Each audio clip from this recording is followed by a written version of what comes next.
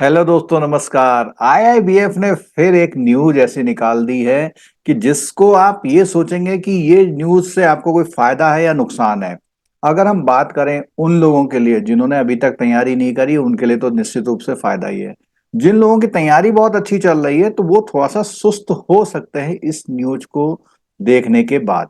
और न्यूज क्या है दोस्तों?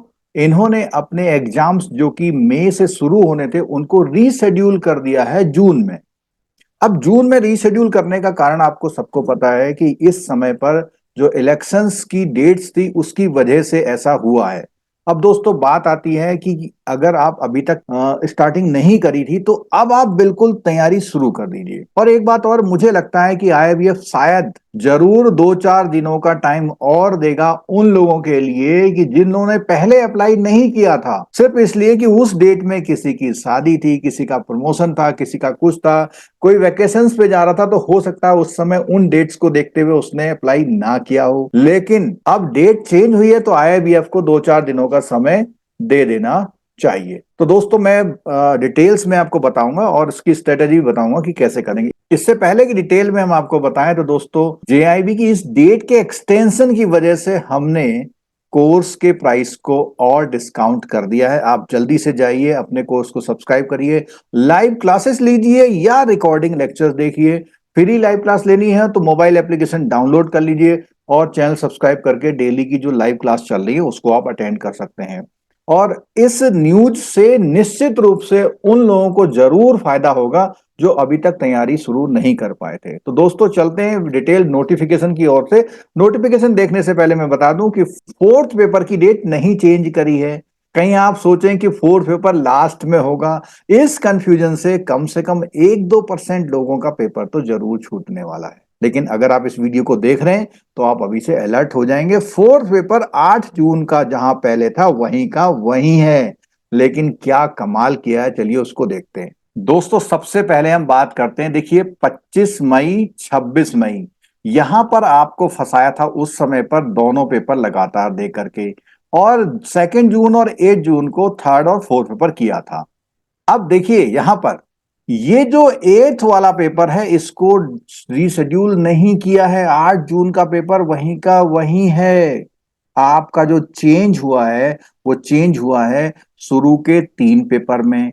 और मजे की बात देखिए कि पहले एथ को सैटरडे था तो उसने सीधे सीधे फर्स्ट पेपर 9th को रख दिया है। फर्स्ट पेपर, पता नहीं आईआईबी वाले कितना दिमाग लगाते हैं। अब देखिएगा सरप्राइज, जो आपका 8 जून का पेपर है वो वहीं का वहीं है। यानी आप ऐसे समझ लीजिए, इसको ध्यान से देखिएगा, जो 8 जून है, 8 जून को जो आपका रिटेल का पेपर था वो वहीं का वहीं है। आप ऐसा ना समझिए कि रिटेल का पेपर लास्ट में आ गया है, बिल्कुल नहीं समझिए। 25 मई वाला पेपर 9 जून को, अब आप देखिएगा रिटेल का पेपर आपका 8 जून को वहीं का वहीं है। और सीधे 9 जून को इंडियन इकोनॉमी का पेपर जो कि सबसे पहला पेपर होता था, अब ये रैंडमाइज हो गया है। तो इसको आपको अलर्ट रहना है, बहुत ध्यान से रहना है।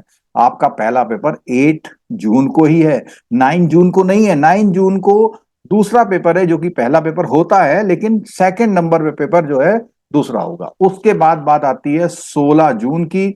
उसके बाद बात आती है 22 जून की, यानी कि जो पीपीबी का पेपर है वो 16 जून को है। और आपका जो एएफएम का अकाउंट का पेपर है वो 22 जून को है। तो इस तरह से आप देखिएगा आपका जो फाइनल डेट होंगी 8th, 9th और 16th और 22nd। 22nd सैटरडे है, ये भी मिस्टेक्स हो जाती है कई बार। ये भी आप ध्यान रखिएगा, ये सैटरडे है, कहीं आप इसको संडे ना समझें। तो यहां पर वो अगर संडे कर देता तो क्या फर्क पड़ जाता। तो अब इस तरह से फाइनल हो गया, 8th 9th को, 16th को, 22 को, और 8th को जो है फोर्थ पेपर है, 9th को फर्स्ट पेपर है, 16 को सेकंड, और ये थर्ड। थर्ड मतलब फर्स्ट सेकंड थर्ड का मतलब जो पहला इंडियन इकोनॉमी का पेपर है वो फर्स्ट है, प्रिंसिपल वाला पेपर सेकंड है, और अकाउंटिंग वाला थर्ड है।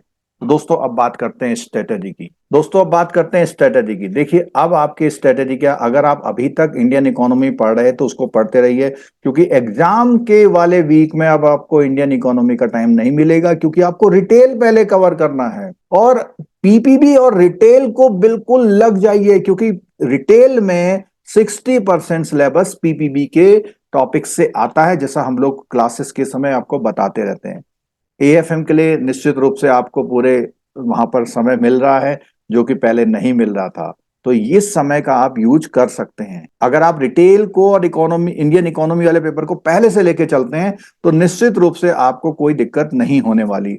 और आप देखिए कि 24 जो मई को पेपर था वो आपका पहुंच गया है 9 जून को। आप ऐसा कह सकते हैं 10-12 दिन आपको एक्स्ट्रा मिल गए हैं। इन दिनों का आप यूज करिए, क्योंकि इन दिनों का यूज करेंगे तो उसका बेनिफिट निश्चित रूप से आपको मिलेगा।